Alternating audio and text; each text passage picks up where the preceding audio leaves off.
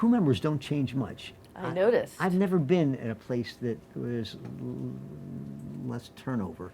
And that's partly, I think, because it's just a great place to be. It's partly because there's no other place like it. So if your skill set is at this kind of live variety show, this is you get here, you're going to stay here. And yet there are writers and cast members who burn out. And that's understandable. And they burn out for different reasons in different ways in different times.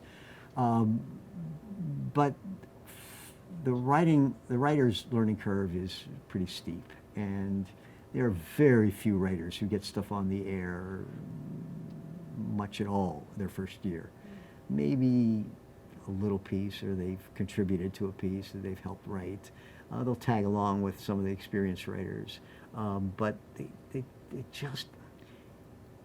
it's so hard, and the style is so specific, and you write a sketch for your improv group in college, and you've done that sketch 20 times, and you know exactly how it works, and you've changed it and modified it and improved it over the years. And you get a job at Saturday Night Live, and you bring it in, you throw it on the pile, and it gets read in that read-through, and it gets tossed out.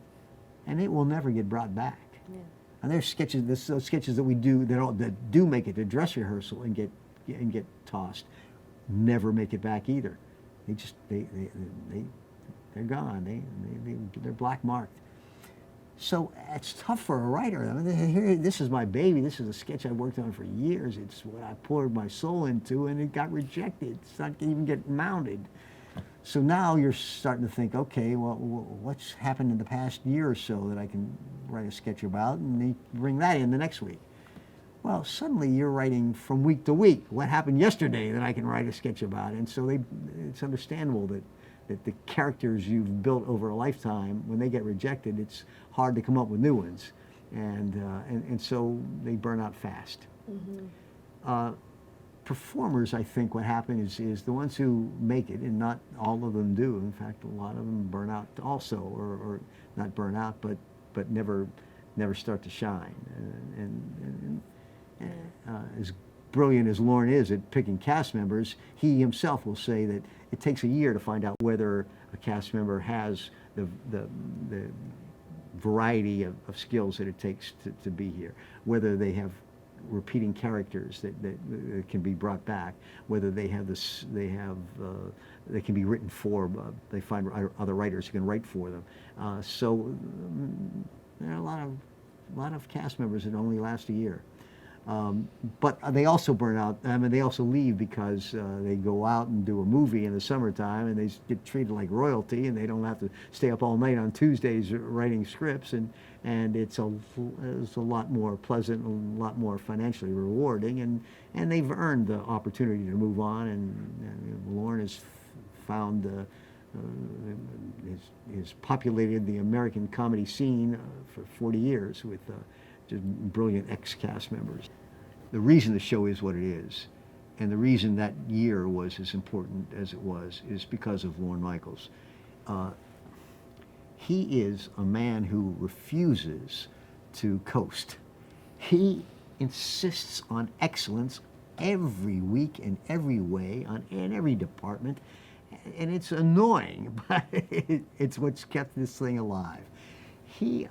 Who doesn't like to coast? I mean, you say, oh, okay, it'll come together, or we've done this before, or it's only TV.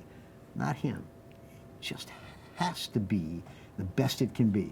And he is so demanding in that way, and I have such great respect for him. In addition to the fact that he has this amazing eye and ear for comedy, between dress rehearsal and air, the whole show will reconfigure. He'll throw out 2 or 3 sketches, and then I'll get my script back with 50 Post-its in it, and every Post-it has script changes in it. There'll be new lines written in here. I'll turn the whole page is crossed out here. I'll tell the page. I'll say, this is a different ending. How are we going to do that? And this is at 11 o'clock at night. and I'll have the cameraman sit over here. I'll rush back and I'll try to go through it and make changes in what has been a very meticulously blocked sketch. I'll say, all right, kill shots 23 and 24, and camera 2, make shot 28 a two shot, not a single. And wait a minute, there's a different character in here. Oh, wait, all right, camera 1, give me a wide shot. The character's going to come in from the right side. And all of that time, I am cursing him under my breath. And sure enough, at 1 o'clock, I'll finish up here and I'll say, you know something, he was right. That new ending was better. That sketch played funnier after Weekend Update than before. Those new lines really hit. He just has a sense of what works and what doesn't in front of a live audience, and he makes those changes on the fly, and we do our best to keep up with him, and most of the time we do.